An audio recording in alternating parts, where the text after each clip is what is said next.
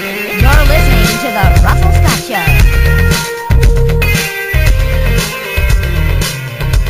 Peter Kling, welcome to the program. Oh, thank you very much, Russell. It's a pleasure to be here. Peter Kling is an expert in biblical hermeneutics and is widely considered to be the Einstein of biblical prophecy.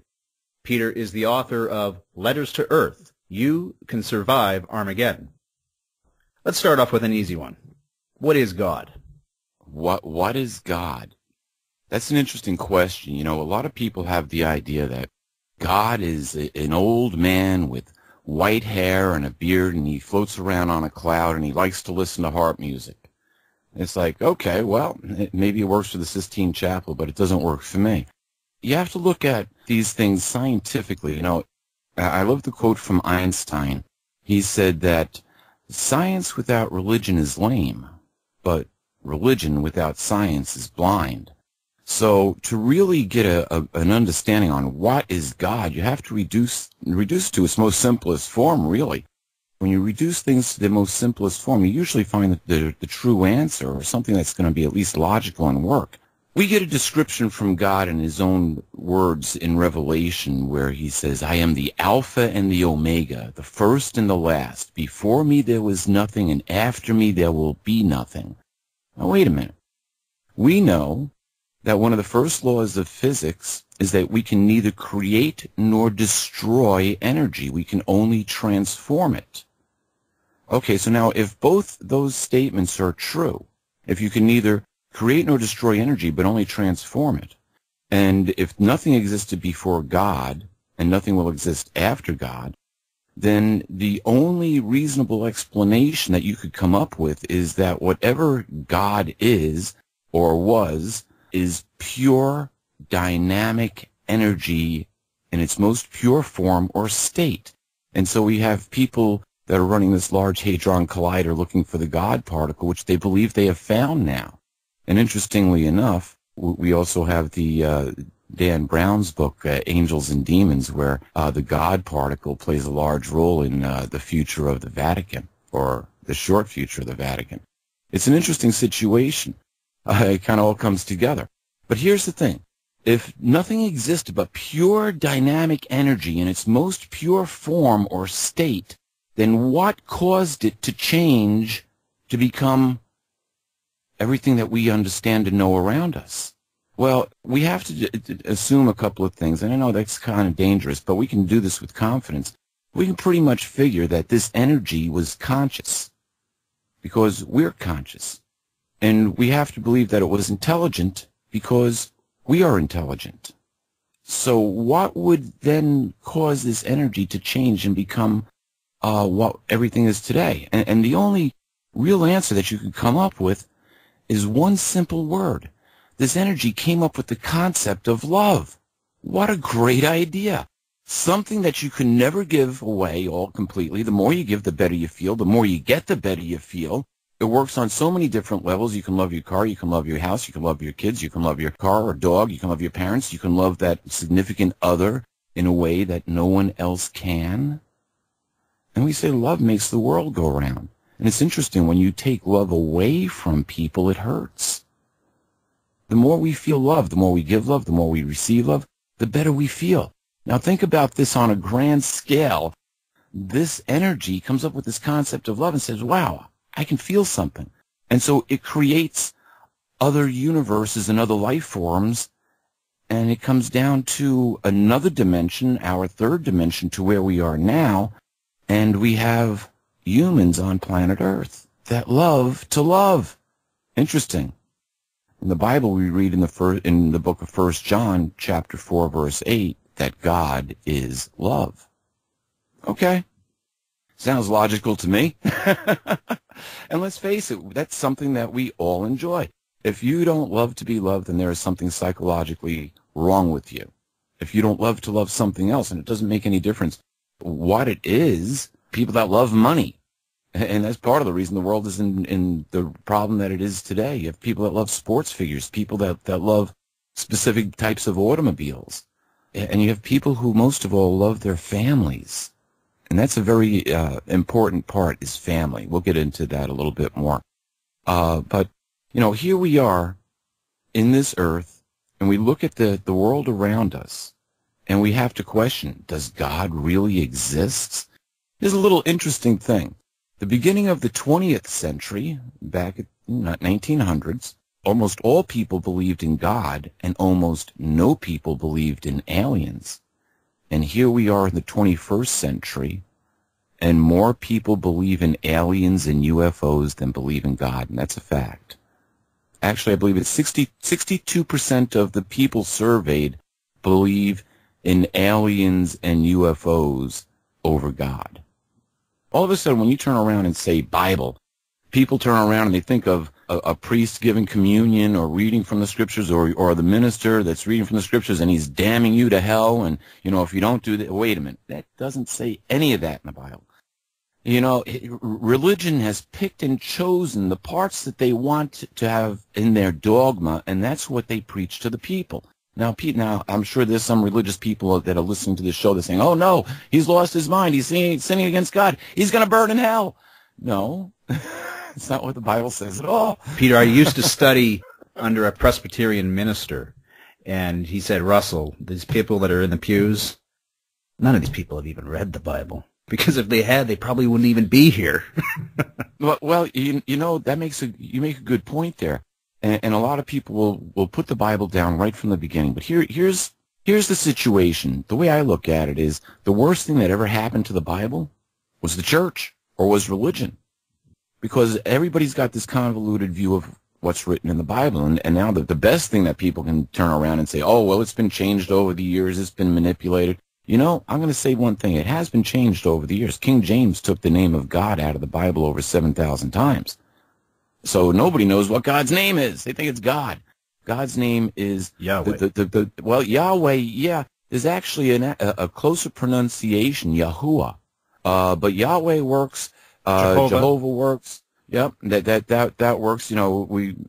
My name is different in almost every other language, so depending on where we go. But the connection is not in so much knowing the correct name. That's important. But the connection, we go back to the greatest commandment. Jesus said, you must love Yahweh your God with your whole heart, soul, and mind, and you must love your neighbor as you do yourself. Jesus didn't say, oh, you got to worship God. He said, no, you must love God. You must love Yahweh your God. So there was that connection that we were told to make through what? Love. Interesting. We live in a world that is based on fear and hate. Do you know what destroys fear and hate the fastest? Love. Love. Several years ago, as a matter of fact, 2004, I decided I wanted to go to one of the post-Soviet Union countries. I thought Russia was a little bit too big, so I wound up going to Ukraine. Now, these were people that back in the 60s and 70s, we wanted to see destroyed off the face of the earth. We wanted to see these people totally annihilated because they were communist. 10 million were. Well, I went over there and I met these people, and I'll tell you what, the Ukrainians are some of the most fun-loving, party-hardy people that I've ever come across in my life. They are just really nice people. I can honestly say, in my world travels, I've really never met anybody that I just took an instant disliking to. These people were just fun to be with. They enjoyed life. They were suppressed for a very long time, and life still is pretty suppressed in that part of the world. But for the most part, you think about it, we wanted these people dead 50 years ago, and here they accept you into their home, they make you feel like family, they share their food with you. They're just like everybody else. Once you start to build relationships, loving relationships, not just with the Almighty, but with others, guess what happens? That fear factor gets driven away. It gets pushed out of the scene. And what happens when you push fear out of the scene and replace it with love? You think we might have world peace? We started caring about each other and instead of trying to destroy each other. Yeah, that could very well be. But that's not what we see in the world today. What we see in the world today is that there are issues on so many different levels, and the world has gotten to a point where we're in trouble. We are in trouble financially. We are in trouble ecologically. We are in trouble. The whole northern hemisphere is in deep trouble over Fukushima, which has been allowed to burn out of control for over 2 years now. And what isn't being reported in the news is that the children who have been born since Fukushima on the west coast of the United States have 28% more thyroid problems than those that were born before Fukushima. There's a 28% increase in thyroid problems in children being born right now on the west coast because of Fukushima. How about that? The gift that keeps on giving. Yeah, that's great. We're here in Vancouver. Yeah, well, you guys are in trouble there. You really are. You better be taking your thyroid pills seriously. Yeah, kelp. Kelp is great, high in iodine. I'm on the East Coast, and when I heard Fukushima went off, I went out and I bought a supply of iodine tablets, potassium iodine. Seriously. The good thing is I'm not outside as much, so I don't have to worry about it. But if you're outside a lot, you better be taking your potassium iodine. The idea is that the iodine fills your thyroid gland so that the radiation can't get in there. Absolutely. There's one problem. I wonder if I may have spent a little bit too much time in Ukraine because of Chernobyl. I'm serious. I have a friend over there who, I guess she's in her early to mid-30s now. Back then, she had already had a thyroid operation. She was in her mid-20s. Think about that. She was in her mid-20s, already had a thyroid operation. A lot of people, every time I would go over there, it seemed like all my friends were sick. I was like, what's wrong? Oh, wait a minute, Chernobyl, huh? Yeah, so we're experiencing those same things now via Fukushima. And here, interestingly enough, we have a biblical prophecy. You see, I started studying the Bible. My Bible education started actually back before I was 5 years old. But I had something happen at the age of 9. I actually had a dream which came true. When it happened, I was terrified. I ran home and I told my mom, I remember, ran into the house, said, Ma, I had a dream that came true. And she was washing dishes at the sink, and she barely glanced over, and she said, that's nice, it's time for you to go to bed now. And it's like, what? I just had the most significant thing happen in my life, and I got sent to bed for it. But I had to figure out how this happened. So I turned to science. I figured, well, listen, if the spiritual answers were going to be cut off, I figured I'm going to go check and see what I can find in science. I remember lamenting this as a kid. And it set up a paradox in my life where my Bible studies were, to me, they were interesting and they were pretty much mandatory, but they didn't have all of the answers. I wasn't finding the answers there. And so I went looking for science. I still couldn't find the answers in science. As a matter of fact, what I set up was two opposing belief systems. I did start to find some of the answers on how it was possible when I learned meditation and how to use your mind more efficiently. Edgar Cayce is a well-known psychic, and he said anybody can do it. You just have to practice. And guess what? Edgar Cayce was right. You just have to practice. We can all do it. We all have that ability to connect mentally anywhere we want to go. Think about daydreaming, pictures that you make in your mind. We can create our future. And there's actually, I came with a formula that actually works. But we create our futures. How do we create our futures? By what we are thinking of today. So we transmute thought. Interesting. We make our thoughts into something that is a reality. And if we don't, somebody else does it for us. Think about it. The car that you're driving today. Unless somebody just said, hey, you want a car? I gave you a car. If you went out and bought a new car, there was a reason that you bought a new car. Maybe you saw it on TV. You started thinking about it. You started fantasizing about it. You started saying, wow, that's a nice car. I'd like to have that car. And so what do? Is you do the things that are necessary in order to make that a physical reality in your life. And it works on all different levels. Well, if it works on all different levels for us, guess what? When you get back to God, it works on all different levels for Him too. We never get into the original purpose for where we came from. And we have this dynamic battle back between religion and science. It's like, oh, you guys are wrong, you guys are wrong. And they go back between evolution and creation. And nobody seems to be able to have an answer. But there is one there. And here's the thing. When you look at the biblical record, and this is interesting, my vocation, I went on to work in one of the best laboratories in the United States, a research and development laboratory. Science became my vocation. One day I was sitting down in the laboratory reading Job, the 38th chapter, and God says to Job, have you seen my storehouses of snow and ice, which I have saved for the day of distress and war? And I'm thinking, what would Job know about snow and ice? He lived in the Middle East. So I had learned meditation. So what I did is I kind of went to my level of meditation, and I looked through the eyes of Job to see what Job would have seen. And then I started pulling myself, or lifting myself like I was leaving the planet. I was seeing the ice caps on the mountains, and I'm getting back further and further. And then I realized, whoa, there's the polar ice caps. They look pretty much like storehouses, don't they? And I said, well, how would you use it in a time of distress and in a time of war? I'm thinking, well, what are the properties of ice? I thought, gee, you can either melt it or you can make more of it. And I thought, well, if you melted it, that's going to have a major impact on the Earth because the water levels are going to get deeper, and it's going to change the distribution and the weight upon the planet, and you're going to have earthquakes that are going to come out of that. And about 10 years later, they came up with the phrase global warming. Now, here's an interesting thing. My research actually started in the early 1980s, and this scripture was recorded 3,500 years before in the Bible. And now we've got a major problem with the ice melting on this planet. As a matter of fact, last year, in 4 days, Greenland's surface ice went from 47% melt to 97% melt. How do you melt 50% of the ice in 4 days?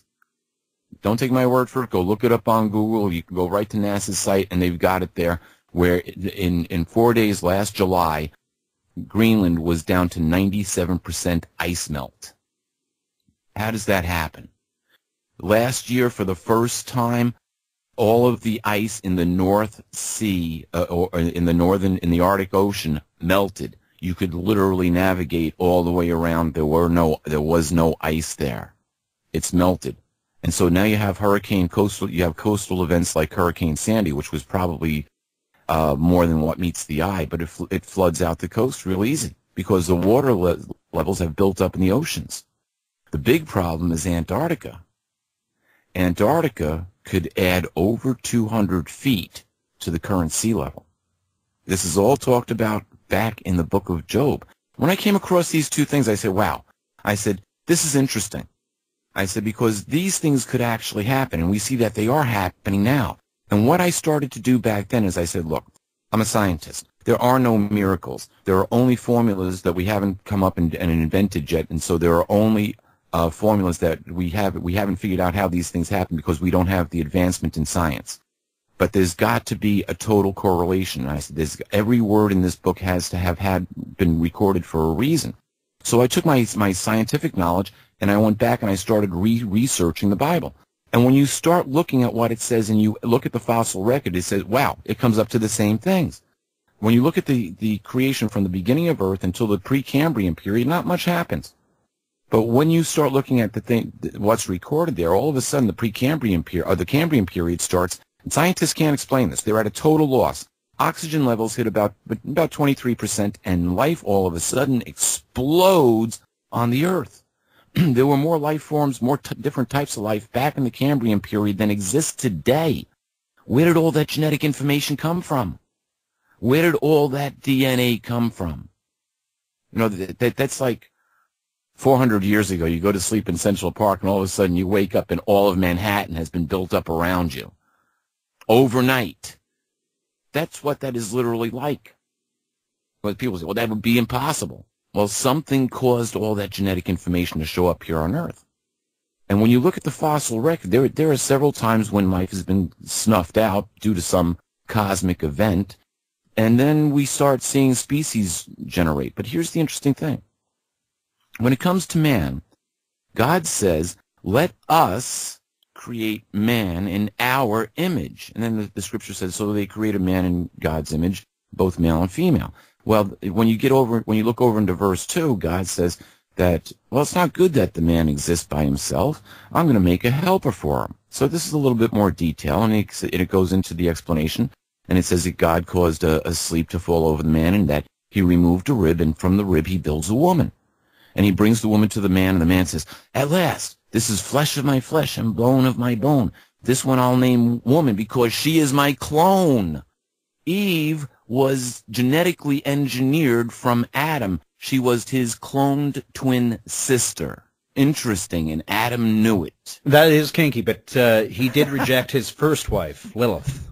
There's no mention of Lilith in the biblical record whatsoever. And people will say, oh, well, it says in the first chapter that God created the man and woman. Well, yeah, that's exactly what happened, but it was a different process for each one. And Lilith comes in within the Talmud, and it's interesting, Jesus referred to the Talmud, when he was talking to the Pharisees, he said you would rather teach the traditions of men, which was the Talmud, as opposed to the law of Moses, which is the Torah. And the Torah is still the main book.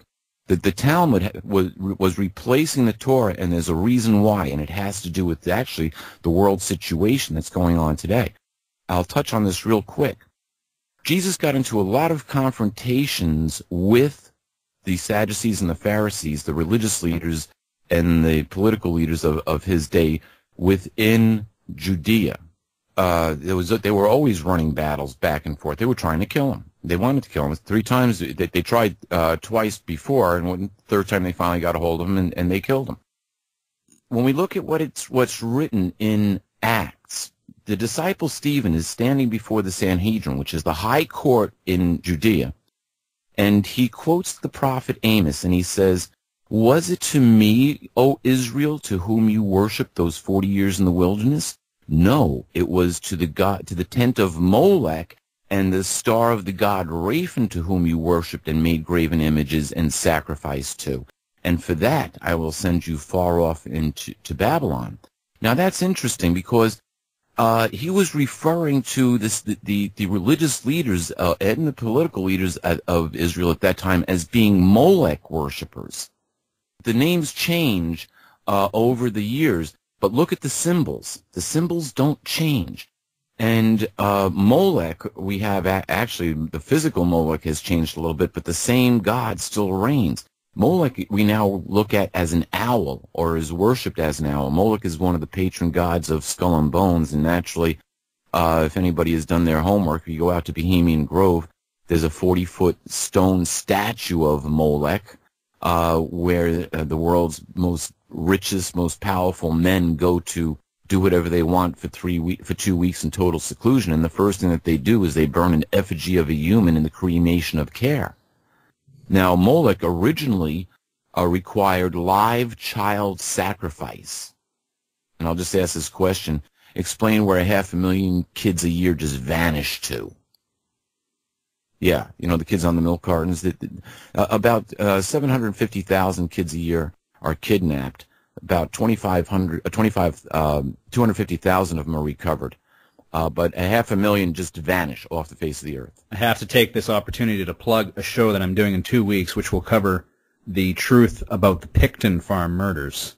And it ties into what you're saying, and it's going to shock the audience here in Vancouver. But sorry, I just had to make that plug, Peter. Not a problem. Well, you folks are having an interesting situation going on with Kevin Annette and the First Nations of Canada, where the Church of the Anglican Church and the Vatican are accused and have been found guilty of the death of as many as 50,000 Canadian children, First Nations Canadian children. Yeah, and the Queen is tied into it as well. The Queen, yep, the Queen is because she's the head of the Anglican Church, and she's the head of state of Canada, essentially. It's believed that that's the reason that Pope Ratzinger or Pope Benedict resigned, and that's why we have a new pope to deal with it, and that's a whole interesting situation. That's a show in itself. And it's also believed to be part of the reason why the Queen is being told to step down. So, yeah, we're going to see some interesting things coming out of London here in the next couple of months. Let's get back to the Talmud. Is this Zionism? Yeah, basically, yeah, it essentially is. And here's the interesting thing. We can track this throughout history. Without that scripture in Acts, it's hard to do. But Stephen makes the direct connection between the ruling class of Jerusalem and all the way back to Egypt. So here we've got the gods, Osiris, Isis, and Horus, which come out of Egypt, but it goes back one generation further. It actually goes back to the kingdom of Nimrod, where the kingdom of Nimrod, you've got Nimrod, Semiramis, and Tammuz. Now, interesting thing, the Bible doesn't have a lot to say about Nimrod. You have to go do the secular history digging. So the Christmas tree came from it. Yeah, pretty much. The Yule log and the Christmas tree came out of essentially the Norse interpretation of this first religion. But when we track this back, the Bible only says that Nimrod was a mighty hunter in opposition to Yahweh. It doesn't say much more than that. It does talk about the Tower of Babel being built, and that's where God confuses the languages. But all of these, when you go back and do the secular work, what you find out is that Nimrod's kingdom goes from essentially up the whole length of the Euphrates River all the way over to Syria. And so it includes all of Iraq and parts of Syria. His wife, interestingly enough, was an Erechite woman who he meets on coming back from one of his conquests, and she's a prostitute.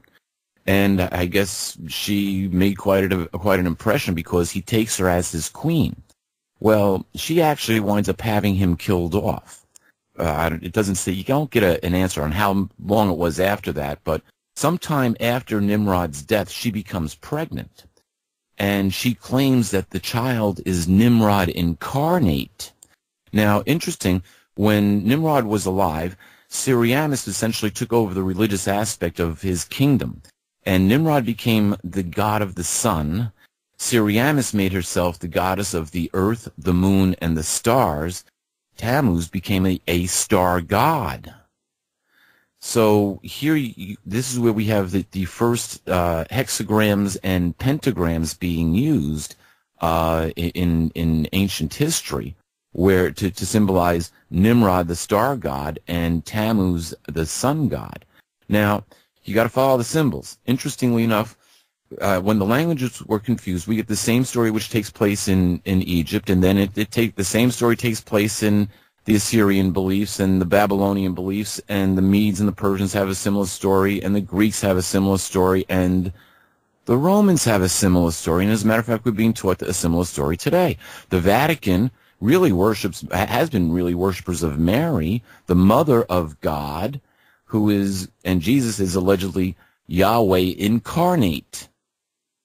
So this story's been told essentially for 4,000 years. Now, where does the story come from? Well, interestingly enough, we have the early Sumerian cuneiform texts, which talk about the Anunnaki coming to Earth and giving these people both religion and government. They taught them a lot. It's interesting. Whenever we have some sort of people show up here on Earth, we get a technology upload. Now, let's look at our past. When we look back at the Cambrian era, the Cambrian period, where did all this life come from? Well, you have to believe that there had to be something that went on, and when God says, "Let us create man," that implies that other life forms are there. And so I propose that, hey, we've had a genetic engineering project going on Earth here, according to our time scale, for about 500 million years. And there was some sort of genetic engineering going on with Eve, right? Obviously, it's right there in black and white, written in the Bible. She was stem cell cloning. Yeah, whatever you want to call it. It's genetic engineering, and we have that same capability today. We can genetic engineer today, but we wouldn't be able to understand that that's what happened back then until the 1950s when we figured out what DNA was. There starts to become a lot of interesting correlations when you look at numbers in the Bible, especially the numbers of 7 and 10. 10 is the number used for earthly completeness. Let's look at string theory for a second, or superstring theory as it's now called. String theory says that everything vibrates by tiny little particles, which is string. They can either be linear or circular, but they vibrate at different speeds. And what string theory says is that all energy, everything is made up of these little particles of energy. It's what ties us all together. It's like the unification theory, but not quite. And so no matter what it is, if you took a glass of water now and you changed the vibration of the strings and the hydrogen and oxygen atoms within that, you wouldn't have a glass of water anymore. It would become something totally different. So just by the very speed of the vibrations makes up everything as we know it. String theory also says for our three-dimensional world to be here, there needs to be at least 7 other dimensions plus the dimension of time. Superstring theory says, well, it doesn't have to just stop at 10 dimensions. It can go on. There could be in an infinity amount of dimensions. Now, I'll give you an idea or how Dr. Mikio Kaku explained it, and I love it. Dr. Mikio Kaku said in another dimension, a Tyrannosaurus Rex could be walking through your living room right now, and you'd never know it because it existed in another dimension. And I immediately thought, when I heard him say that, you mean we could actually be walking through God's living room right now and not even know it? Yeah. You see, because there are 7 other dimensions besides our 3 dimensions. Could there be life forms in those other dimensions? Yeah. Physical life forms like us? No. He has that great analogy of the carp pond when he was a child looking into the carp pond and thinking, what would the fish perceive of human beings? Could they see us? Would they know we were here?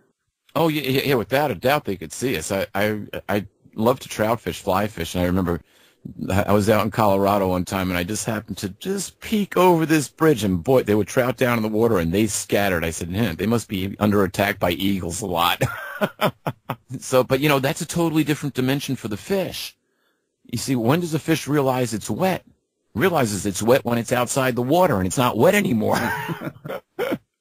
We live in this carp pond or in this river or in this ocean, and we don't realize that life exists outside the ocean.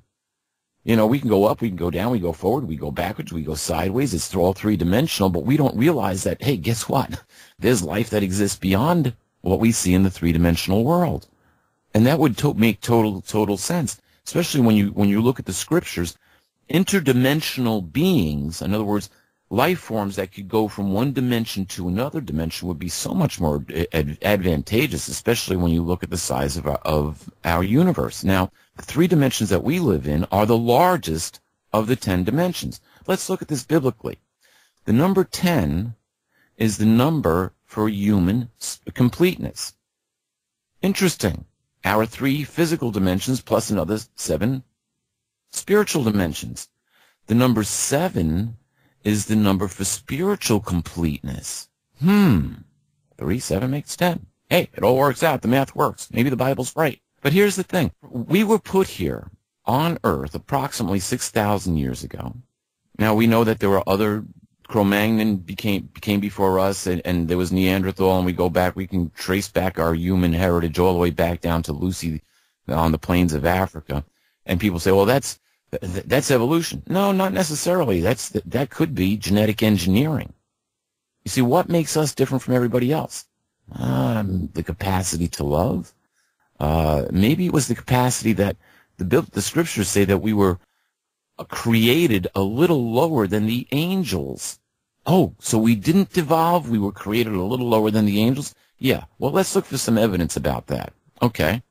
When you go back into Genesis, it talks about Adam lived for 930 years, Methuselah lived for 969 years or something like that. When you go back and you say, oh, that's impossible. Really? Is it? Okay. If we evolved, why are women born with over 400,000 eggs in their ovaries? Think about that. Over 400,000 eggs. Now, in the average reproductive lifetime of a female human on Earth, currently she uses up approximately 600 eggs in the reproductive cycle. But let's look at the full potential. If a woman passed 1 egg per month, and in order to live long enough to pass all of those eggs, she would have to live close to 35,000 years. 35,000 years? Yeah, that's right. That means if Eve was alive today, she'd be less than 20% through her, a 20th, I'm sorry, not 20%, she'd be a 20th, about 5% through her childbearing life process. Interesting. A teenager. Yeah. She'd essentially be a teenager in her early 20s at the very best. Think about that. Now, what if we were meant to live forever, if we had perfect DNA, let's say they didn't eat from the fruit, and now this could be an analogy, but there could have been a virus within the fruit itself, which actually destroyed the DNA strands, erased part of the DNA. I had a good discussion with a geneticist who she was just fresh out of college with her master's degree with two major degrees in biochemistry and genetic engineering. And I asked her, I said, is there any way to tell? And she said, if our parts of our DNA have been erased. And she said, no, there wouldn't be any way to tell. So could it be possible? She said, yeah, sure, it could be possible. So could there have been a virus in the fruit that Eve ate and Adam ate, and all of a sudden now there was no more perfect genetic information to pass down to their children? Now that fruit, that so-called apple, it wasn't an apple, but that so-called fruit now becomes deadly. And maybe that's why God said to Adam, from that tree you shouldn't eat. Do not eat from that tree, because the very day of your eating from it you will die, because there was a virus in it. Now, did God put it there? No, the genetic engineers put it there. As a matter of fact, when you get into the book of Ezekiel, it refers to this angelic life form that we now know as Satan or Lucifer. It talks about him as being the covering cherub of Eden. So he was to watch over what was going on in Eden. The problem is he broke the prime directive. You remember what the prime directive was in Star Trek? You come across non-interference. Non-interference, exactly. Non-interference. And that's what the problem was. There was interference. We had extraterrestrial interference with that event right from the beginning. We have extraterrestrial interference about 1,000 years later, or not, somewhere right around there. In the book of Genesis, around the 6th chapter, it says that these sons of the true God saw that earth women were hot and came down and took wives for themselves, all whom they wanted. And they create this hybrid offspring called Nephilim.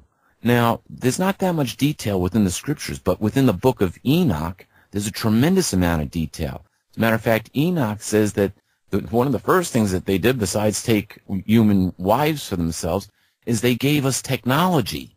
They taught us metallurgy. They taught us how to read the stars. They taught us astrology and astronomy. Interestingly enough, when we look at the Mayan long count calendar, which just ended December 21st, 2012, that calendar is 5,125 years long. We go back 1,525 years ago, and we come right up in the same time period where these watchers, as they're called in the book of Enoch, or these sons of the true God, or as the Mayans would have called them, the gods, gave them their technology to begin with, where they learned to read the stars. Comes from that same time period that they were here. Isn't that interesting? Now, why didn't we see the end of the world in December 21st, 2012? Because the Mayans didn't say we were going to. The Mayans said that it was the end of the long Baktun and the start of their next Baktun. Interestingly enough, it says that the start of their next, they say that the start of their next Baktun will bring back their feathered serpent god. Wait a minute, serpent? You mean like in the Garden of Eden? Yeah, same one, coming back. Let me add one here, because I know we all like to quote Genesis 6:4, but Numbers 13:33, we saw the Nephilim there. We seem like grasshoppers in their own eyes. Yeah, and you know, here's the interesting thing. When you look at the account, especially, you could say, okay, the Nephilim. Now, did the Israelites know what the Nephilim were? No, they knew that they were very large men, because we're talking about almost a 3,000-year time period here. 2,000 years anyway, which has gone by. So nobody would have actually was around to see how tall the Nephilim were. But when you read the account in the book of Enoch, these things could have been between 75 and 150 feet high. Mm-hmm. This goes back... Like I said, we seem like grasshoppers in our own eyes, and we looked the same to them. But now, that was the report from 10 of the spies. 2 of the spies said, hey, we should go in anyway. To the land of milk and honey, yeah. Yeah, we should go and attack them. And they listened to the 10 and not the 2, and for that they had to hang out in the wilderness for 40 years. 40 is a recurring number in the Bible with no end destination. It's an anomaly, interestingly enough. It rains for 40 days, 40 nights. They have to spend 40 days in the wilderness. Several of the Jewish kings, or I say the Israelite kings, ruled for 40 years. Jesus went into the wilderness for 40 days. He was on earth 40 days after his death. 40 is just a recurring number. No final explanation to it, but it happens over and over and over again within the Bible. Watch the next 40 days from 4:14 2014. They'll prove to be very interesting. That's about a year away. What they actually saw, how tall were they? I don't know. Goliath, we've got the story of David and Goliath, and it was the same basic area. The Philistines were occupying this area. David went up against Goliath. Was Goliath what those 10 Israelite spies saw? Probably. Were they big? Yeah. We've got some pretty good sized skeletons of people today. If you're 10 foot and you got somebody, if somebody is 10 foot, I think that the tallest man on the earth right now is close to 9 foot. Somebody 6 foot standing next to him is going to look like the proverbial grasshopper, maybe. It's hard to say. Did any of the Nephilim make it through the flood?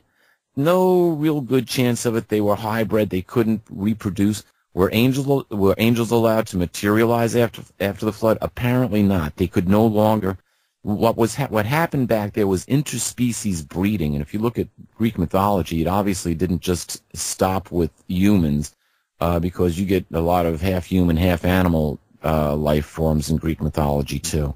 But it's interesting. Zeus fathered over 100 sons with mortal women. We just concentrate on Hercules because he's the most famous. So there's a lot more to mythology, even the scriptures, when it talks about. It says in those days the Nephilim were in the earth in the Genesis account, the mighty men of fame of old. So the Nephilim, the stories of the Nephilim, no doubt, were told throughout the Middle East long after the flood. But in the book of Enoch, it's interesting. Enoch was a prophet against the fallen angels, or the Watchers as they were called, and he let them know that Yahweh was upset and that they were all going to be captured and put into Tartarus. And they made a request of Enoch to ask Yahweh, could they take their sons with them? And the answer was no, because on the earth they were begotten, and on the earth they will stay. Now, we don't see 170 foot or 150 foot or 75 foot or even 50 foot or 25 foot people walking around the earth anymore. We don't see anybody that large. But what we do hear a lot about are demon-possessed people who need to have some sort of evil spirit exorcised out of them. The biblical account, especially the Gospels, are full of exorcisms that Jesus did, especially with the Legion. Allegedly, there were over 1,000 different life forms that inhabited this man, and these were not three-dimensional life forms. These were, I guess you would call them the non-dead. They weren't allowed to return.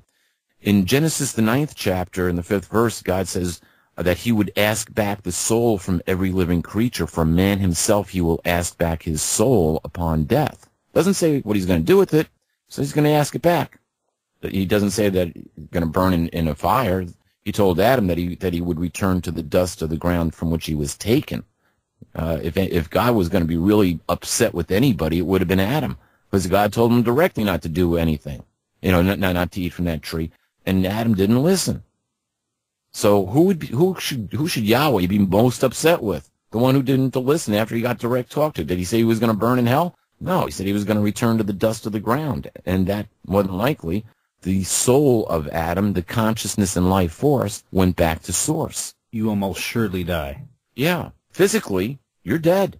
Interestingly enough, I had a near-death experience. I've had a lot of strange experiences through my life, but I had a near-death experience, and what I experienced was very similar to what is recorded in Genesis, the 9th chapter, the 5th verse. I knew I was in trouble. I knew I was dying. I was on a gurney being wheeled down a hospital corridor, and I couldn't tell anybody around me what was going on, that there was a problem. I couldn't speak. All I could do is see.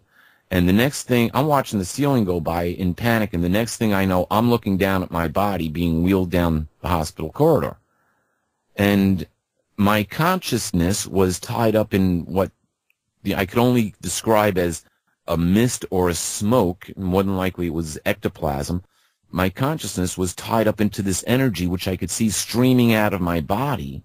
I was being pulled, and when I turned my attention to where I was going, I was connected to this huge white light, this white orb, giant orb, and I was being pulled right into it. And I remember protesting. I didn't want to die. I just started a new chapter in my life. It was like, well, when I stopped protesting and went along for the ride, it stopped.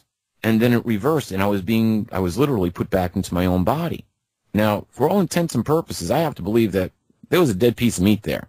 And my spirit or my life force, my consciousness, could have been put back into any genetically engineered body that God wanted it to be in. It's interesting. It's just what I observe. What most people who have a near-death experience all have slightly different explanations for what they've seen, but they typically all involve the white light or the white orb of energy. Peter, I introduced you at the top of the program as an expert in biblical hermeneutics. Almost couldn't name it. Hermeneutics. Fuck. Biblical hermeneutics. What the heck is that? It's actually the study of the Bible and biblical history and understanding what it's different from a theologian. Okay, a theologian is going to study God or the gods. Hermeneutics is looking at the biblical history or understanding the Bible. Now, we've talked about a lot of different things, and I look at the Bible very differently. I look at it through a set of scientific eyes. If I was going to give the Bible a name, I would turn around and give it the name of 6,000 Years of Alien Involvement in Human Affairs. Because that's pretty much what it is. You know, the Anunnaki come down and they present themselves as gods to the ancient Babylonians, and they make the king, the queen, and I guess then the prince all gods. And so we worship the gods. Interestingly enough, we get to 2,000 years ago, and an angel, an extraterrestrial life form, appears to a woman in Judea, and he says, "Congratulations, you're pregnant." And she, how could that be? Well, you're carrying the Son of God. You know, so, but now what actually happened? Well, somehow a human zygote had to be implanted into this young Jewish woman, and she became pregnant. What was the process? The Bible doesn't record the process. Was she abducted? Was she taken off planet? Was this performed in the middle of the night? I don't know. We go back to the account of Adam. Adam was put to sleep. Flesh opened up, rib removed, flesh closed back up. Wake up. It sounds like an operation to me. Did the same thing happen in Mary's sleep? You have to start to look at it from a slightly different viewpoint. There are no miracles. There are only unexplained situations, or there are only things that we don't quite know yet. Now, you're saying that Jesus Christ is an alien? No, not exactly, because it's a human life form. Jesus was human, but the Bible comes right out and tells us he had a pre-human existence. So he existed in another dimension prior to his existence as a human in the third dimension. How does that work? Guess what? Take the life force and the consciousness from one life form and stick it in another life form, and there you go. That's why I said I could have been put back into any life form. It didn't have to be human. It could have been any genetically engineered body. Hopefully one that was perfect. You know, having nice, perfect DNA would be cool to be put back into, and that's a possibility. We don't know some things which might happen in the future, but they're foretold in the Bible that there would be a resurrection. Everybody who died on earth. Well, how could that be? Genetically engineer the body, put their life force, their consciousness, their soul back in the body. If God's got them all, he can do what he wants with them. Remember, we're talking about energies here. Everything works on a vibration. Even at the most smallest, minute form, it all works by vibration. Peter, you're an expert in biblical prophecy. Your book, Letters to Earth, You Can Survive Armageddon. Armageddon is a prophecy. Yes. Let's talk about that. Okay. Let's talk about some things that are leading up to the situation. Now, most people look at Armageddon as the end of the world. It's not the end of the world. Most people never read past Armageddon. Most people just never read. But it goes on beyond Armageddon. But now we haven't seen any kind of world calamity happen yet. Although when we look around us realistically, you know, if we don't bury our head in the nightly news, but if we actually do the research, we're in trouble. And for all the reasons that I named earlier, we are in trouble on every single front.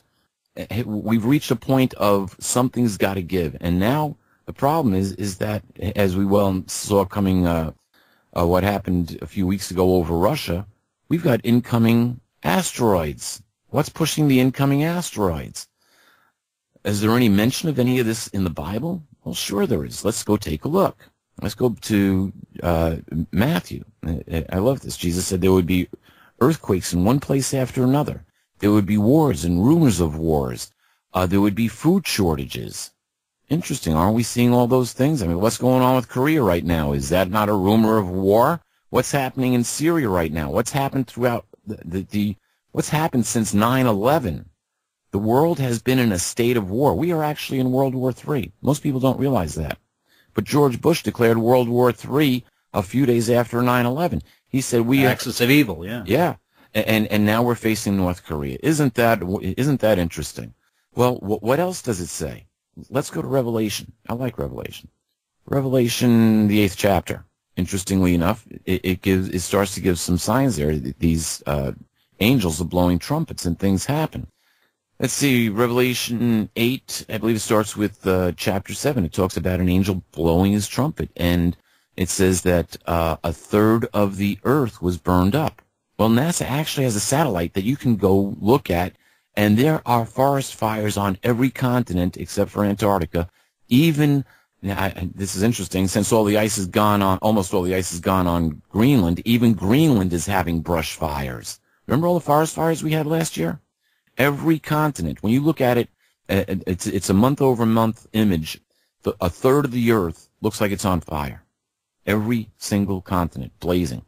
Look at the food shortage that we had last year, or the drought that we had last year, which is going to start a food shortage. We might have it again this year, and it might be worse. But the earth is drying up. Okay, that's been fulfilled. Revelation 8, 8, 9, I love this one. And I saw something like a mountain burning with fire being thrown into the sea, and a third of the sea became as blood, and a third of the fish in the sea died, and a third of the boats were wrecked. What John doesn't tell us is that BP and Halliburton got blamed for it. Isn't that exactly what we saw with the BP oil disaster? We saw this burning, almost mountainous type structure fall into the sea. And then we saw the sea becoming as blood. It's the blood of a dead man. We saw this strange oil. It didn't look, like the brownish black tarry stuff that we normally see. It's red, and it's covering the oceans. And we're seeing the sea life dying. And interestingly enough, about a third of Louisiana's fishing industry was destroyed. Okay, let's move on. This is a great one. Revelation 10 and 11. And a lot of people kind of misapply this, but you have to look at what happens. It says that a star falls from heaven, and it poisons a third of the rivers and a third of the fountains. And it says that the star's name was Wormwood. And it says that the men drank from these waters and that they died because the waters were made bitter like wormwood. Now, a lot of people are thinking, oh, this is some kind of a meteor impact. Well, let's take a look at this. A burning star. It's a star that falls from heaven. Isn't a star a nuclear reactor? Yeah. Mm-hmm. How do you say wormwood in Russian? Chernobyl. Yeah. Yeah. And what's been considered 30,000 times worse than Chernobyl? Fukushima. And what has Fukushima done?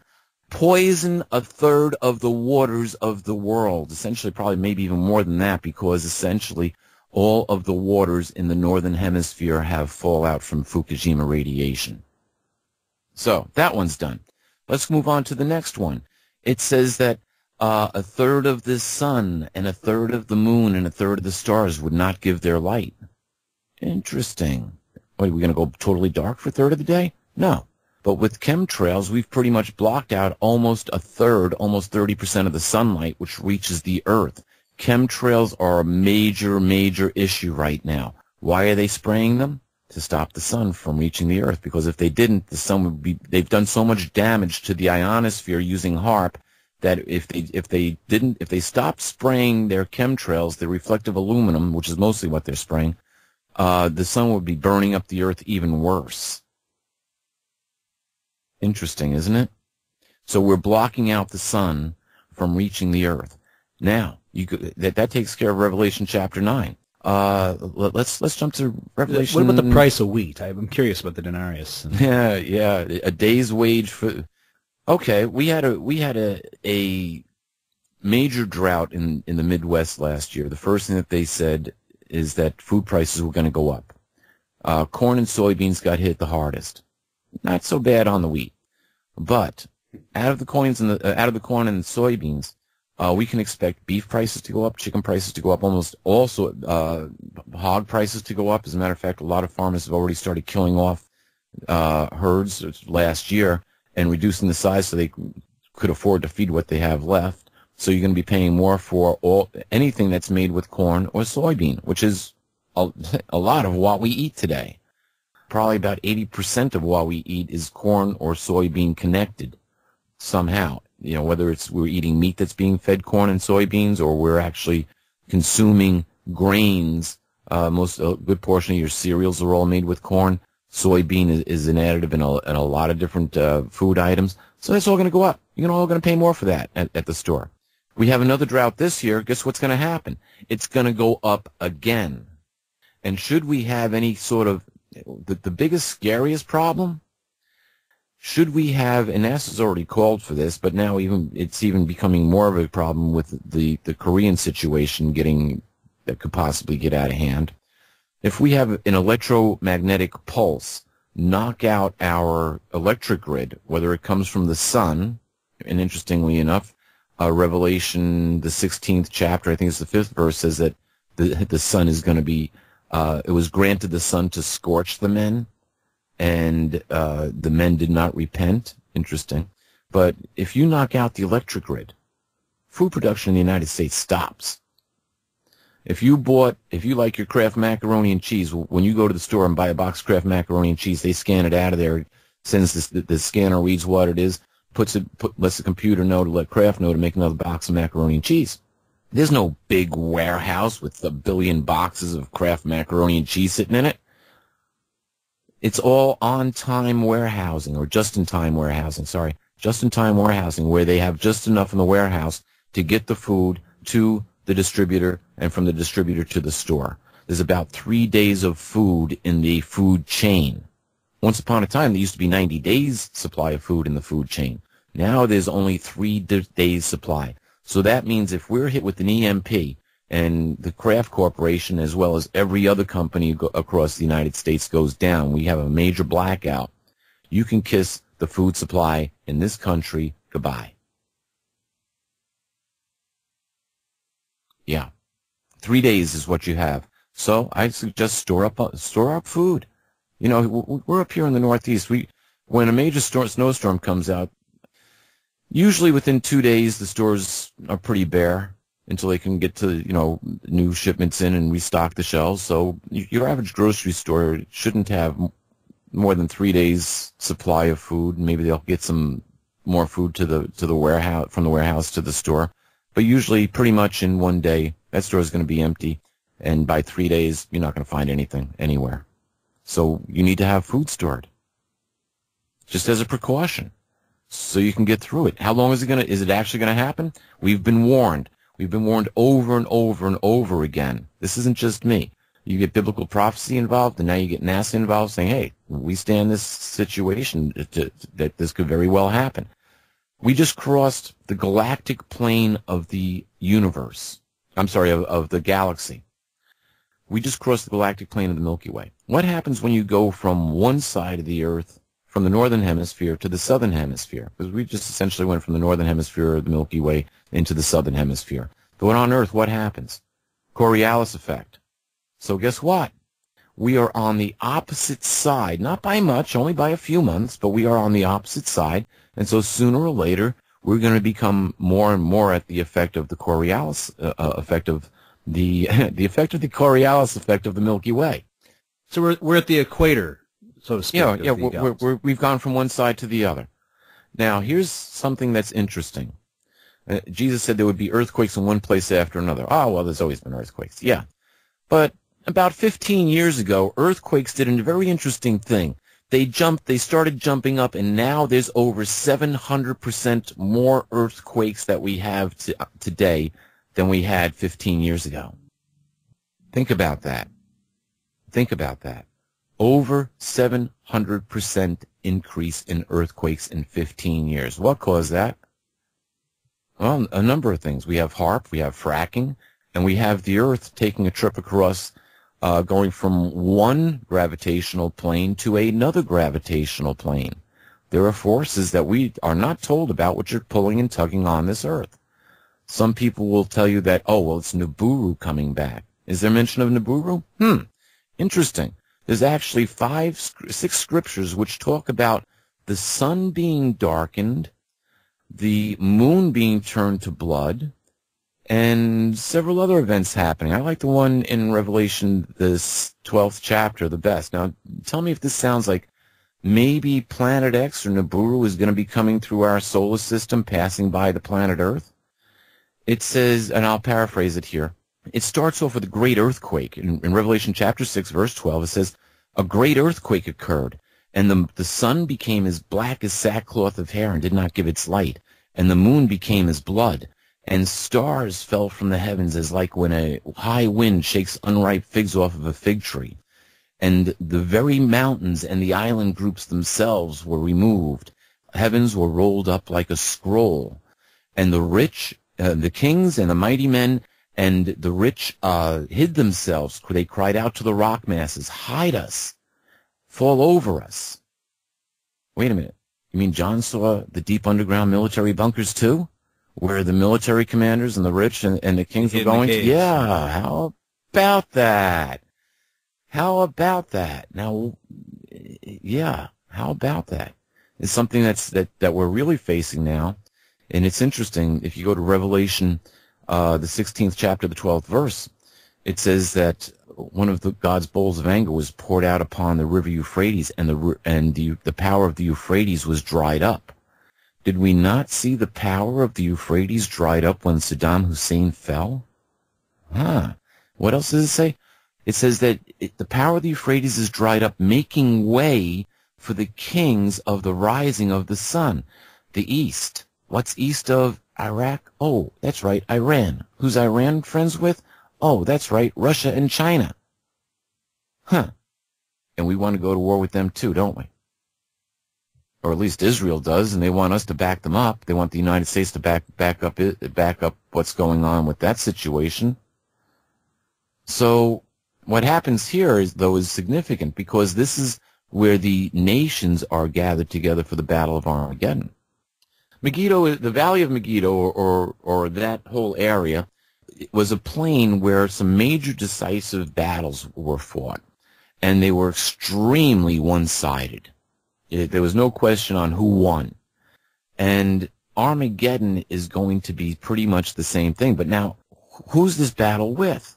Well, when you start looking at the prophecy, or the prophecies, go to Revelation 19, and it's interesting. It says that the King of Kings and Lord of Lords is coming back. He's riding a white horse. Horses are symbols of war. White is the color of purity, or is what's used in purity, and he's bringing the armies of the heavens with him, the armies of the multiverse. And when you look at who the battle is actually waged against, it starts off with the kings of the earth and the military commanders and the mighty ones and their horses and the whole support group. So the battle is actually won against those who are ruling this system of evil that we're being forced to live under. That ain't such a bad thing now, is it? We just have to make sure we know which side we're on. People say, well, Jesus is coming back to establish peace on the earth. Wait a minute. In his own words, Jesus said, I've not come to bring peace to the earth. I've come to put a sword in it. That's what's going to happen first. We are living in a system of evil which is killing us, literally killing us. They are destroying the planet. They are destroying the economy. They are at odds with each other, one country against another. Yeah, great. We've got diplomats all over the world, just like the one that got killed in Benghazi. Tell me that wasn't a setup. We're not being told the truth. Our rights are being diminished. We have no rights. We can't afford to pay our bills. The value of the dollar is slipping every day, and it's going to be turned into worthless paper before very long. Interestingly enough, Australia is going to be bypassing, I just found this out yesterday, Australia is going to be bypassing the dollar. They're not going to use the dollar anymore to buy oil. They're going to be supporting China and Russia's little escapade here, and they're going to be using Chinese currency. So we're going to have to go to war with Australia then. You know, straighten them out. Well, I was shocked when I heard this. I was like, what, are you kidding me? But, look at the repercussions. Australia is a commonwealth of the Queen. Guess what? So is Canada. So is America, even though we think we're not. And so is about 23% of the world's land mass are all owned by the House of Windsor. The sun never sets on Britain. Yeah, and it may not last as long, but it still never sets. It's all around the world. It's, mostly in islands now, but Australia and Canada and the United States are its three biggest holdings. You look at England, and it's like, hey, they're a little island. We can smack them and not even worry about it, and yet they're a very major power in controlling what's going on the planet. And it's interesting that the Queen's a convicted felon. She was, when I mentioned Kevin Annette before in the crimes against the First Nations of Canada, the Queen and the Pope were found felons by the common law court in Brussels, and an arrest warrant has been issued for, I think, somewhere close to 30 defendants, right up to your own prime minister there in Canada. Who's your prime minister up there? Stephen Harper. Stephen Harper, yeah, he's made the list. So, it's about 30 people that are on that indictment shit list. Yeah, pretty much. They've all been indicted as felons for crimes against humanity. That's pretty bad. Crimes against humanity for what was carried out or perpetrated against the First Nations of Canada. 50,000 children just disappeared somewhere. How do you survive Armageddon? If this is more of an alien situation than what we're led to believe, and when I say alien, extraterrestrial, let's leave it at that, we've been interfered with. That there's the whole Bible clearly states or clearly shows that we've been interfered with by extraterrestrial life forms from outside of this planet and possibly outside of this universe. And the real question is, who controls the Earth? So you've got two factions. The best way to explain this is go to Star Wars. You've got the Rebel Alliance and you've got the Loyalists. But in this case, the Loyalists are actually the good guys. The rebels are the bad guys. The rebels are the ones who have captured the Earth. They've set themselves up as gods. They're still being worshipped today as gods. They rule over us as gods. Only now it's a little bit more blatant. Is it like Obama? Yeah, kind of. It goes deeper than that, though. It goes deeper than that. It goes right into we look at the world leaders. They're Luciferians.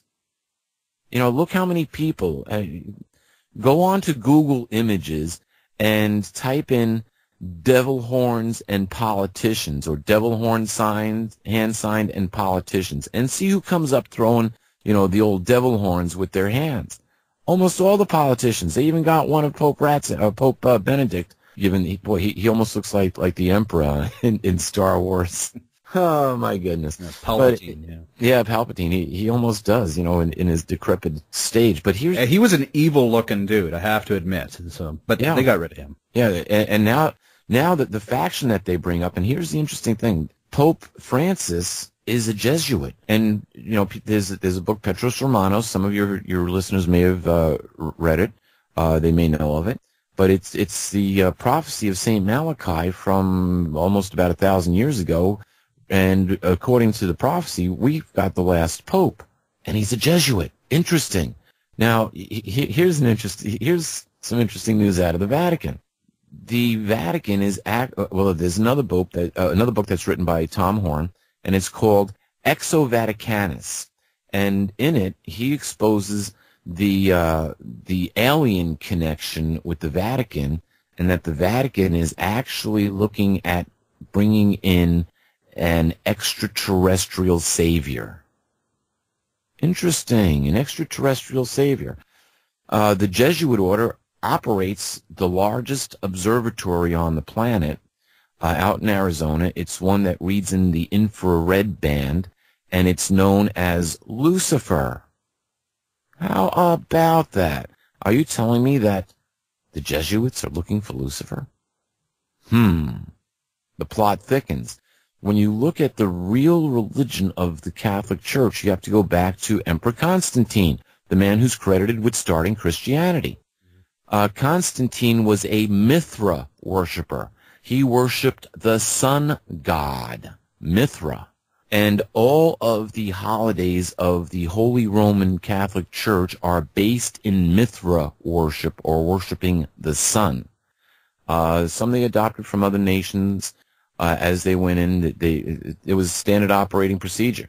Take that country's holidays, their sacred holidays, give them Christian names, and accept those people in. They did it with the Druids with Halloween and All Saints' Day. You know, our second most popular holiday of the year is Halloween. More so the first now. I don't know anyone who gets excited for Christmas as much as... Yeah, Christmas costs too much. You know, you just buy candy and Halloween, dress up. You put a mask on, go get drunk. It's easier. Well, for the first time, now you have the Jesuits in charge of the church, and the Jesuits have connections all the way back to the Knights Templar, which have connections back to the Molech worshippers of first century Israel, which have connections back to the Molech worshippers of Egypt. And is that why we have a pyramid with an all-seeing eye on the back of our money? Yes, that's exactly why we have that. That's exactly why Molech is still alive and well. You see, it all ties together. It all ties together. And so now we've got these satanic Molech worshippers, which carry on their despicable practices to gain the world. Look at the music industry, or look at the entertainment industry. Entertainers will come out and tell you they have to sell their soul to the devil to become successful. Look at Lady Gaga. Please no.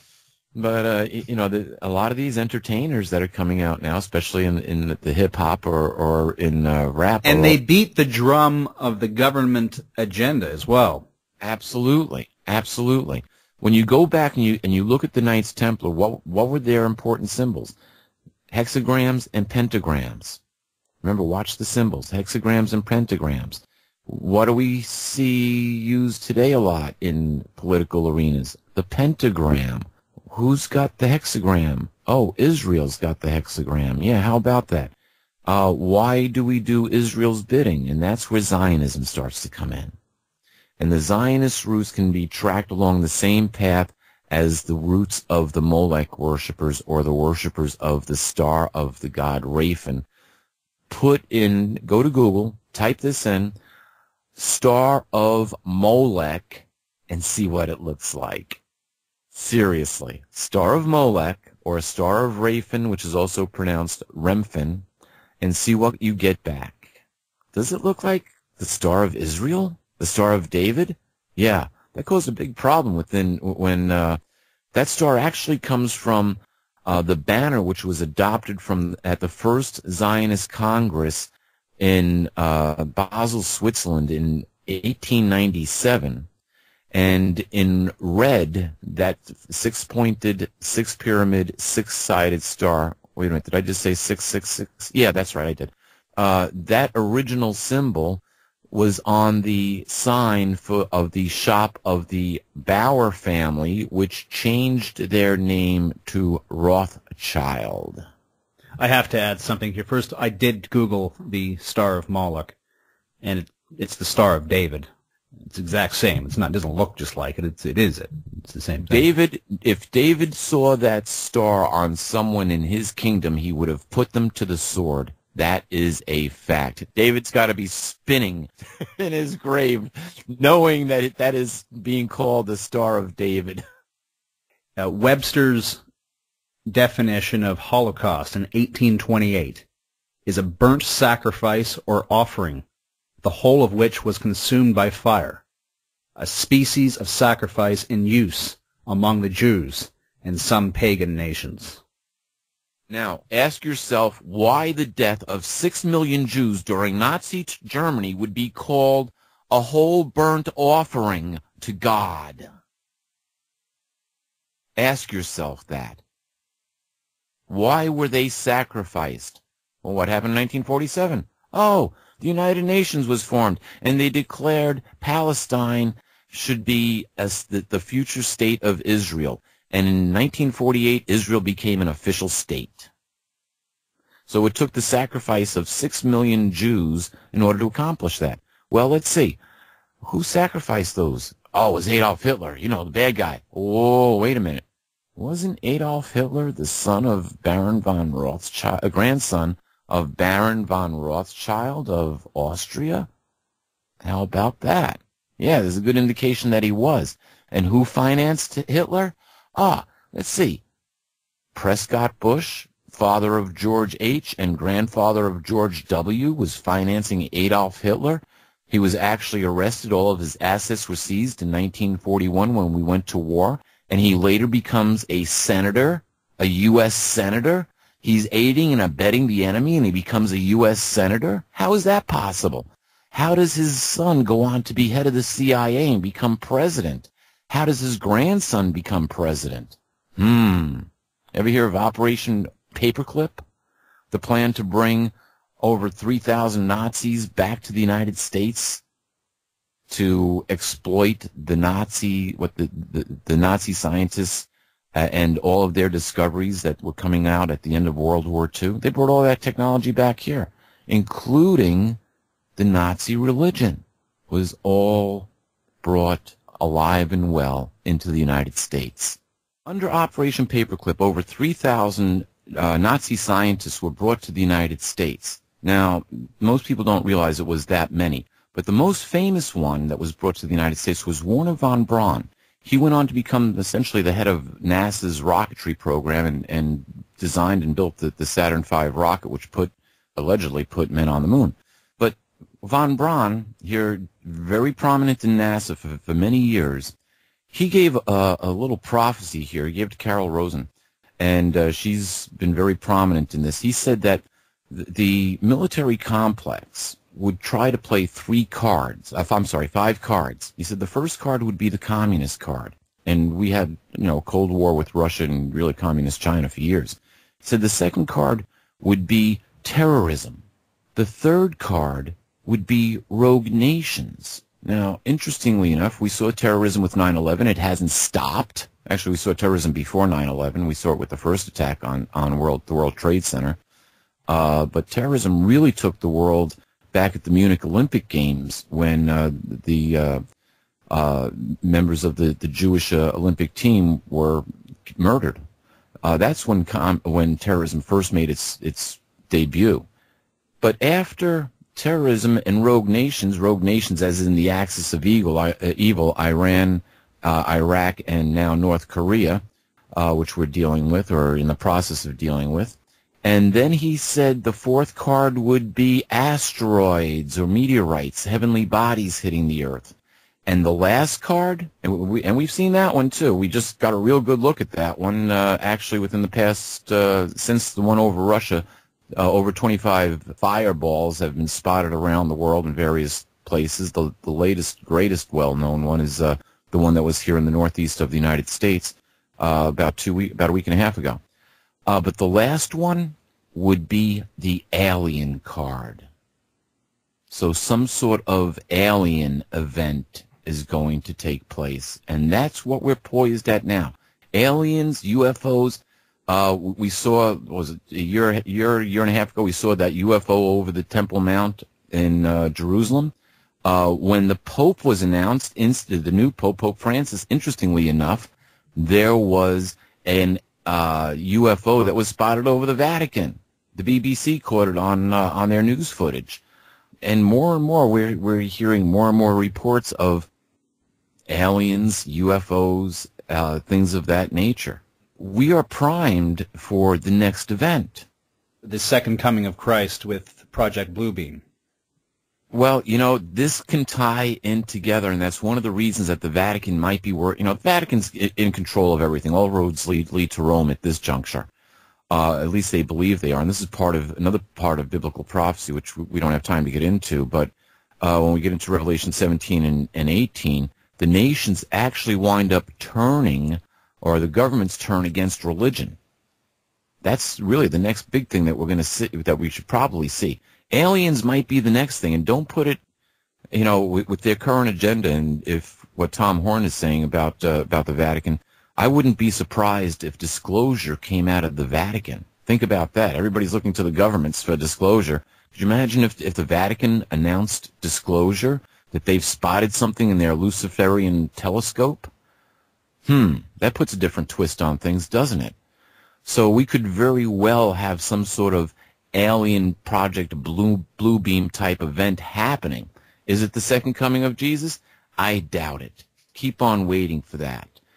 It's got to have signs. It's got to have a biblical signature. Should it be real? They've got to be mentioning the name of Jesus or Yeshua. They've got to be talking about Yahweh or Yahuwah or Jehovah. If they're not saying anything about that in their message, beware. Be very aware. It's a false flag that we're being hit with. Matthew 24:36. I can't pull that off the. You weren't gonna do. Okay, I was giving you the. But about that day or hour, no one knows. No one knows. Yeah. We can come. Yeah. We're told to watch the fig tree. Watch the world events. Jesus said, when it gets to a certain seed, when you start to see blooms on the fig tree, you know it's spring. And when there's fruit, guess what? You know you're close to fall. We need to watch the world events on what's going on, and that will keep us abreast. Now, how do we protect ourselves? That's the question. Get your book, Letters to Earth. You can survive Armageddon. Absolutely. I go into great detail. I give support, go into a lot of detail, give plenty of good scientific support and evidence for what's going on, give good historical references, and make logical arguments for what we're doing and how we got to this point. Now, the thing is to get past this point. Why do we want to get past this point? We really do have a fantastic future. We really do. One of the things which a lot of people aren't talking about is going through the photon belt. Besides Nibiru or Planet X supposed to be coming through here, and besides crossing the galactic plane or the galactic equator, we're also going through a photon belt. Now, from what I understand, from what I've been able to gather, photons help repair DNA. Photons also reduce the half-life, the nuclear half-life of atoms. So with Fukushima cooking away and with us not having full DNA, it would be nice to take a ride through the photon belt. The photon belt is a 2,000-year trip. Interesting, when you go past Armageddon within the book of Revelation, it talks about us having it doesn't come right out and say DNA, but it says that we're going to live for 1,000 years. Interesting, all that time during the photon belt, and that's after this system is done away with, after this battle of Armageddon, however it exactly takes place. But how do we get through this? How do we make it past? How do we not get caught up in the fear? Now, remember I said love? The greatest commandment, you must love Yahweh your God with your whole heart, soul, and mind, and you must love your neighbor as you do yourself. There's an interesting prophecy. It's Malachi, the 4th chapter. The first and second verses are the most interesting. I'll paraphrase it.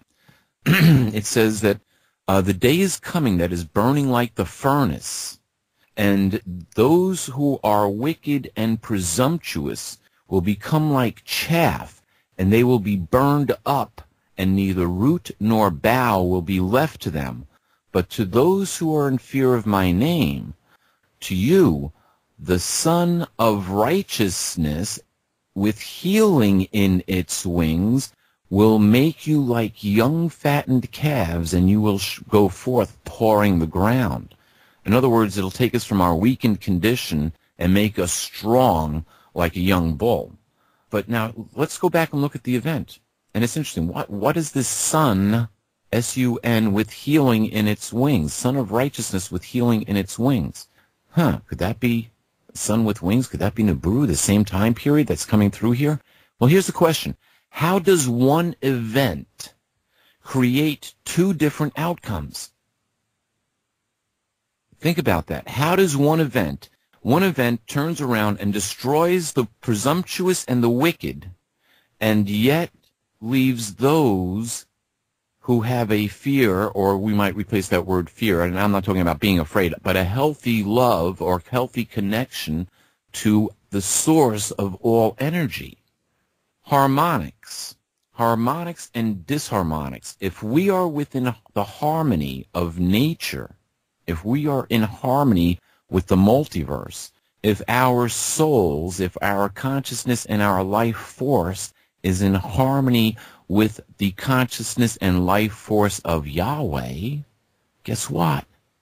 We are all within the same vibration, the same harmonic vibration.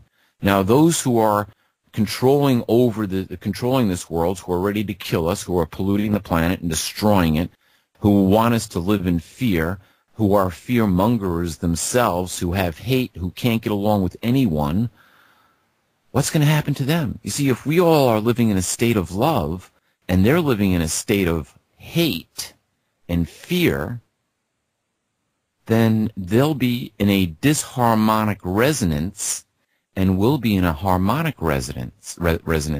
And what happens? You ever see when sound breaks glass? All you have to do is get it to a point of disharmonics, and you'll break the glass.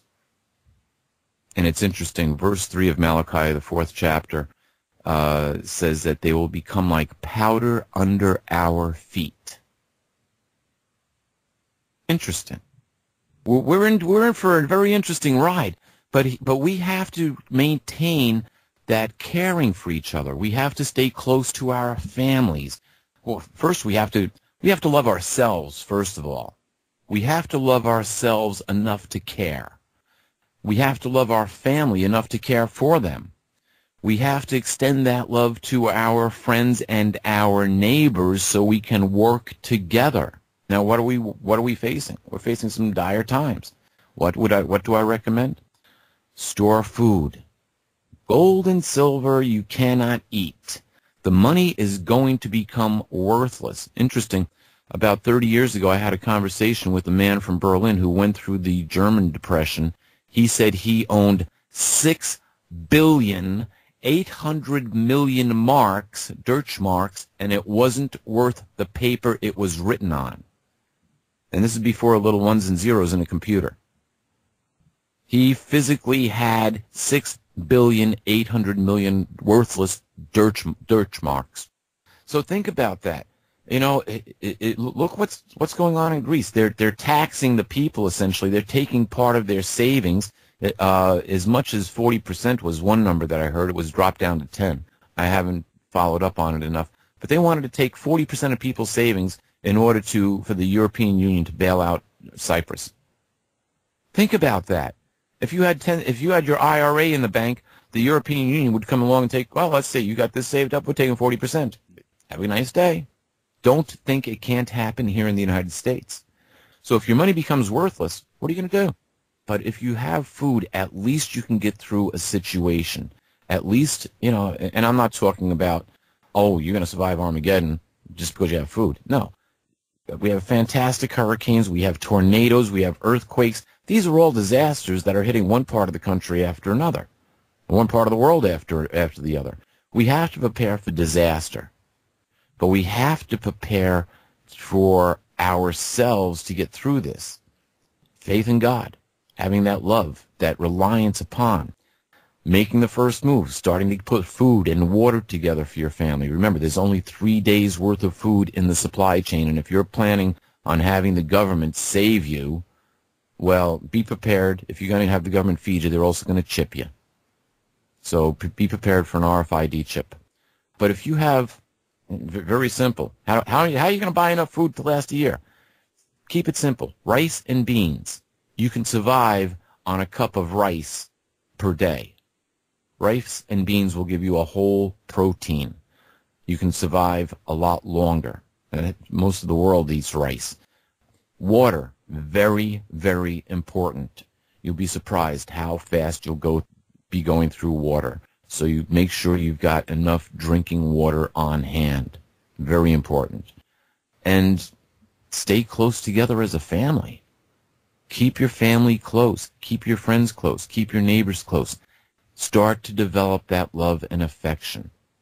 Notice I'm not saying store guns and bullets. Not that at all. I'm saying be practical. This is a matter of caring. The rest of the world doesn't care for anybody. You turn around, there's one faction ready to fight another faction no matter where you go in the earth. We've got to grow beyond that. And if we don't grow beyond that, it's going to be awfully difficult to survive such a thing as what Armageddon is going to be. I'd like to share this book with the audience if possible, Peter. I know it's available in PDF. You can send it to me, and perhaps 2 or 3 of the audience members can get a free copy this way. Sure, absolutely. The book is available online. It's available on Amazon.com. It's available BarnesandNoble.com. You can get it from your local bookstore. You can get it from my website, www.peterkling.com. You can actually get a PDF download for $5 and start reading it today. We're going to give away a couple of PDF files, so that'll be great. I encourage you to make a hard copy, put it on CD for further reference, and if you want, hey, print it out. Enjoy. The knowledge is what's important, and knowledge is power, and we have to have power, personal power, in order to get through this system. Don't let the system get you down. Don't let the system turn around and make you angry or make you afraid. Work on that. It's all part of a deception anyway. You've got a great website, Peter, but we're friends on Facebook. You've got thousands of people on there. That seems like it's the place to be if you want to get on board with the Peter Kling. Absolutely. You know, things are moving very dynamically. I spend a decent amount of time on Facebook. I've got a lot of great Facebook friends that keep watch about what's going on in the world. That page has taken on a life of its own. If you want to really keep up with the latest and greatest developments on what's going around as real time as you can get, join me on Facebook, Peter Kling, Kling. I still got room for about another 1,500 people before I think I max out here. Come and join me, add comments, the things that you like to share. Like I said, it's grown a life of its own. I've got some fantastic friends there that just keep track of the different world issues that we're facing on all different levels, on levels which are very positive in a lot of cases, natural curing and natural ways of healing your body, different products that are available, different things that you can do, growing your own garden. So it's not just all doom and gloom. The idea is to survive it. And if we work together, we can survive anything. Peter Kling, it's been an honor. Thank you so much for being on the program. Well, thank you for having me, Russell. I really do appreciate the time we spent together. Love and blessings to all.